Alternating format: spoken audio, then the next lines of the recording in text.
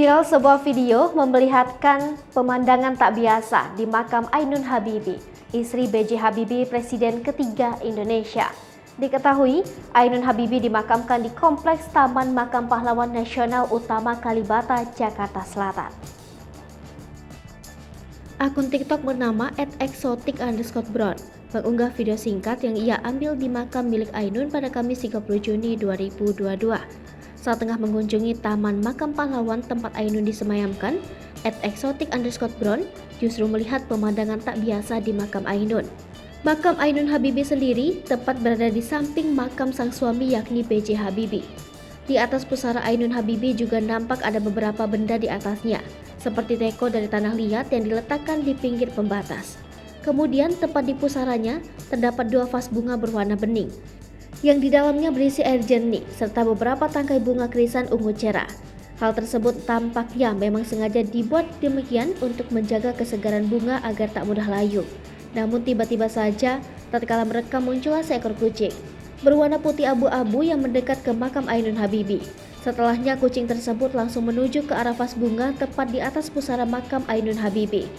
Dan dengan asiknya minum air dari vas bunga tersebut, bak melegakan rasa hausnya yang teramat. Kucing tersebut terlihat tak terlalu menghiraukan ada orang yang merekamnya, serta tetap asik melanjutkan aktivitas minumnya sembari menjulur-julurkan lidahnya dengan tatapan meneduhkan. Akun @exotic_brown sontak mengungkap rasa kagumnya dan mengungkit kebaikan Ainun semasa hidup.